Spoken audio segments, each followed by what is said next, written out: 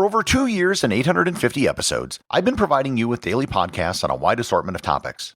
Now, for the first time, I'm letting you take over the show by answering whatever questions you might have had about anything and everything, including everything everywhere. So, prepare to enjoy answers to questions provided by listeners of this show on this episode of Everything Everywhere Daily.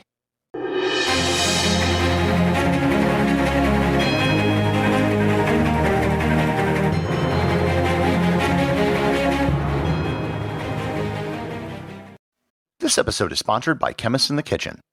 I don't know if you've ever thought about it, but every meal you make is in some ways a chemistry experiment. You have ingredients, probably add energy to the system through heat and mixing, and you get something brand new as a result. There is a YouTube channel called Chemists in the Kitchen by LabX from the National Academy of Sciences, which spotlights the power of chemistry and how science and food can bring people together.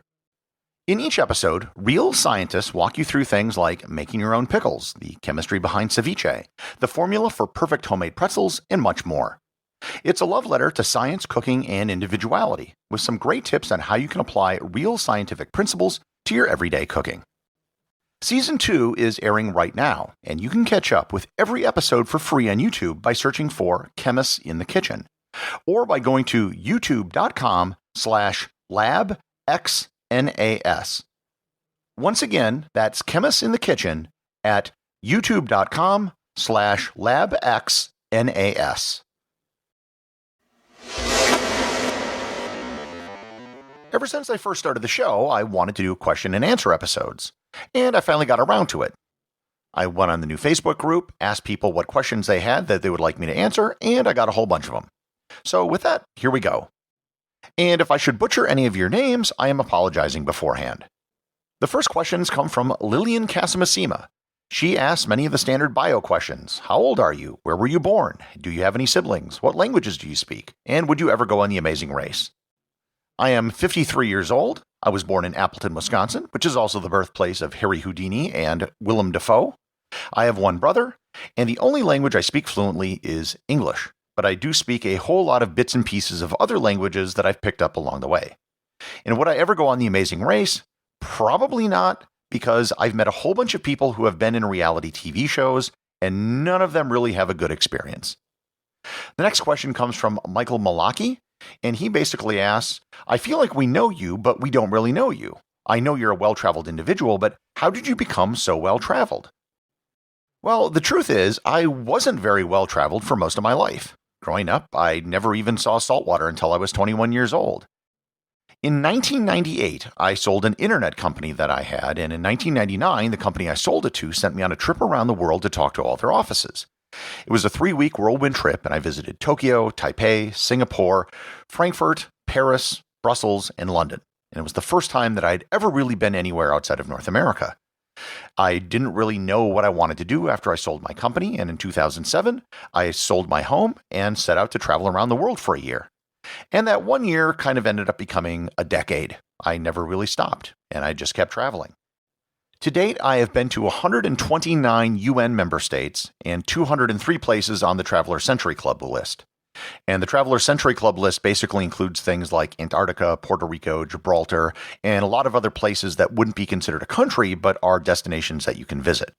I visited every state in the United States twice. I've been to every Canadian province 3 times. I've been to every state in Australia, every state in South Africa, every state in Germany. So it's not just visiting places and checking off a box. When I visited somewhere, I tend to really visit it a lot. And I've also almost been to every national park in the United States as well. And I would have actually completed the list if it wasn't for the pandemic and starting this podcast. The next question comes from Amy Elizabeth Morrison. She asks, has anyone ever challenged you with an obscure topic to see what you could do with it? The answer to that is yes. If you go back to my episode on randomness, that actually came from a suggestion from my college roommate, Sean. Sean was one of my partners on the College Bowl team, as well as on our collegiate debate team, which actually was really good, and he was also a competitor on Jeopardy! And one day he snarkily suggested just doing something random, so I did the episode on randomness.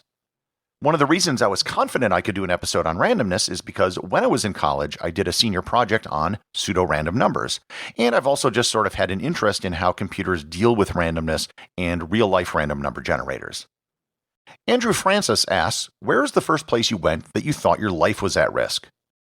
I would only say that's happened a couple of times. The first time was back in 2007 when I was in Taipei. I met a person who lived there and they showed me around, and it just so happened to have been the National Day for Taiwan. At the end of the day, we went to a fireworks display and there was this incredible crush of people. It was just this throng of people all trying to get a better view of the fireworks. And the only thing that kept going through my head were those disasters you always hear about in stadiums where people are stampeded to death. So we kind of got out of there, which was extremely difficult to do. And the other time I thought my life was kind of at risk was in 2010 when I was in Bangkok when the red shirt protests were happening. There was one day when the protesters, and there were hundreds of thousands of them in Bangkok at the time, were going to do a protest at the Prime Minister's house by dumping human blood on it. It turns out the Prime Minister's house was only a few blocks away from where I was staying, so I figured I had to check it out. So I brought my camera with me and spent the better part of a couple of hours standing between hundreds of cops in riot gear and thousands of angry protesters. And I got some of the best photos I've ever taken in my life. I didn't think the odds of something happening to me were that great, maybe like 10%, but just given the fact that I was between these two groups that didn't like each other, if things were to fall apart, and given where I was located, I could be caught in the line of fire. Phil Ouellette asks, what are your favorite information sources? For folks who want to do quick internet searches on obscure topics, what sites do you recommend? Is there a plan to organize your Everything Everywhere catalog into a wiki-like info tool? The first thing I would say is if you go to my website, Everything-Everywhere right now, I publish all of the scripts for every show, so you can do a search on them right now. I have had recommendations from people for lumping shows together, so I could do one page that just lumps together all the shows on Roman history, another that lumps together the shows on geography, so things like that. But I'm probably not going to do that until I'm able to hire some help. For the last 2 years, I've been doing absolutely everything on the show by myself, and my top priority is always getting a new show out every day. As for information sources, the genesis of a show could come from many different things. It could be a book I read years ago, it could be something I encountered on my travels, or even a documentary I watched. Specific information sources are always going to differ for every topic. So, for example, I recently did one on horses in World War II. Many of the sources came from horse websites, either people who were hobbyists about horses or were doing horse breeding. And that's probably something I would never use for any other topic, but it just so happened to come up for the topic of horses. So the answer is it really kind of depends. There will usually be a Wikipedia entry for most of the topics that I do episodes on. The problem is Wikipedia can be really hit or miss. And by that, I'm not usually referring to the accuracy of the information. Some Wikipedia entries are far too long and provide far too much information. What I'm really looking for is an overview of the topic and a summary. Other Wikipedia entries are far too short and they don't provide enough information. Also, there are usually interesting facts or anecdotes which simply aren't going to be found in a given Wikipedia article, so you always have to look beyond that in order to find the really good stuff. Alex NC asks, what strategies do you implement in your daily research that could be useful to current students? He also asks, what strategies did you find helped you navigate the course load and material in university? As for your second question about what helped me when I went to college, that is very different than what people are going to do today because when I went to college, there was no internet. In both college and high school, I was an extremely competitive academic debater. In fact, when I was in college, I placed in the top 10 of the national tournament. One of the things that people don't realize about academic debate is that it is primarily a research activity, not a speaking activity. Although speaking is obviously very important. It was through speech and debate that I was able to blow through a lot of my classes in college because I had already been exposed to so many different things. Researching them was really easy. I could probably talk for hours on this subject, but I think there's a huge difference between actually learning something and having knowledge versus studying in school for grades, because they're two completely different things. And there's a lot of people that get very good grades who don't actually develop any long-term knowledge about the things they studied for. Seth Louviere asks, do you have a favorite episode or place that you visited? I don't really have a favorite episode. They're all my children and I love them equally. As far as the favorite place I visited, this is the one question I probably get asked more than anything else. And the answer to that is also the same. There really isn't a favorite place. But the answer I give most people, rather than going into some long diatribe about why there can't be a favorite place, is I usually just say South Georgia Island.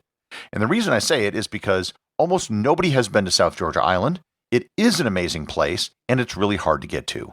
South Georgia Island is located above Antarctica between Africa and South America. The only way to get there is by ship, and it gets maybe a few thousand visitors every year, and almost all of those are on the way to Antarctica. Almost everyone I know that has gone to South Georgia says it's one of their most favorite places in the world. And who am I to argue with that? Matthew Williams asks, when was the first restaurant started? Why did people decide to leave their homes to get food? That is probably worthy of its own episode, and I've actually put it down on my master list of future topics. If you remember back to my episode on life in ancient Rome, in the ruins of Pompeii, we found places called thermopoliums, which were basically just small food stands.